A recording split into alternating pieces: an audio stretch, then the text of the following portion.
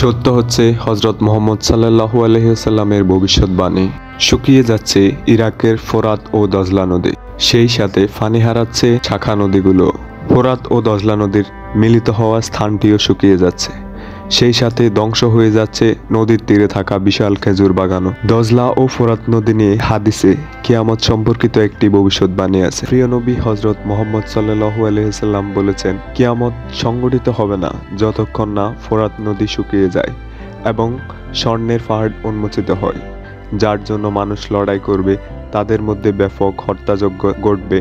সম্প্রতি রয়টার্সে দেওয়া তথ্যমত দজলা ও ফোরাত নদী শুকিয়ে যাচ্ছে, যার মূল কারণ হিসাবে জলবায়ু পরিবর্তন ও মানুষের কর্মকাণ্ড, যেমন বাঁধ নির্মাণকে দায়ী করা হচ্ছে। নদীর পানি কমে যাওয়ার সাথে সাথে কমে যাচ্ছে খেজুর গাছ ও মৌমাছিও। টাইগ্রিস ও ইউফ্রেটিস নদী মিলিত হয়ে সৃষ্ট নদী সাত আল আরব এর তীর ঘেঁষা সবুজ বন একসময় ছিল মৌমাছির আদর্শ বাসস্থান, কিন্তু সাম্প্রতিক খরা ও পানি সংকটের কারণে এই জীবনচক্র আজ মারাত্মকভাবে ক্ষতিগ্রস্ত।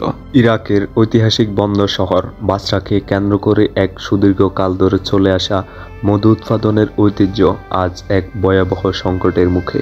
এক সময় এখানে প্রায় 16 মিলিয়ন খেজুর গাছ থাকলেও বর্তমানে এই নদীর তীরবর্তী অঞ্চলে মাত্র 3 মিলিয়ন খেজুর গাছ অবশিষ্ট রয়েছে। এই খেজুর গাছগুলি ছিল মৌমাছিদের প্রধান খাদ্যের উৎস। একসময় এই এলাকা থেকে বার্ষিক প্রায় 30 টন মধু উৎপাদন হতো, যা কমতে কমতে গত বছর দাঁড়িয়েছে মাত্র 12 টনে। এই মৌসুমে তা মাত্র 6 টনে নেমে আসার আশঙ্কা করা হচ্ছে। এক সময় এই নদীর তীরবর্তী অঞ্চল ছিল ফুলে ফলে সমৃদ্ধ এক সবুজ জঙ্গল, কিন্তু কয়েক দশকের যুদ্ধ এবং জলবায়ু পরিবর্তনের ফলে সেই সবুজ এখন প্রায় বিলীন। মৌমাছিদের প্রধান খাদ্য এই খেজুর গাছগুলো কমে যাওয়ায় তাদের বেঁচে থাকা কঠিন হয়ে উঠেছে।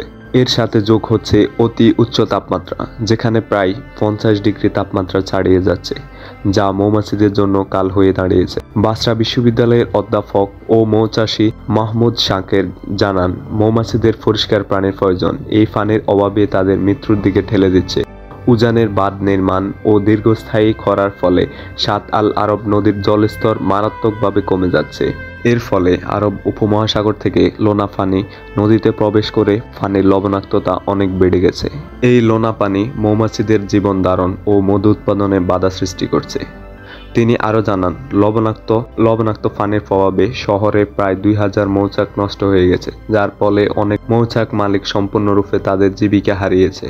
এক সময় যেখানে বছরে প্রায় 30 টন মধু উৎপাদন হতো, তা সেখানে মাত্র 6 টনে নামার আশঙ্কা করা হচ্ছে। যুদ্ধ ও সংঘাতের পর ইরাকের জন্য বর্তমানে বড় চ্যালেঞ্জ হলো এই পানি সংকট। এই ছিল আলোকিত সন্ধ্যার আজকের ভিডিওটি কেমন লাগছে কমেন্ট করে অবশ্যই জানাবেন এবং সাবস্ক্রাইব করে পাশে থাকবেন। আল্লাহ হাফেজ।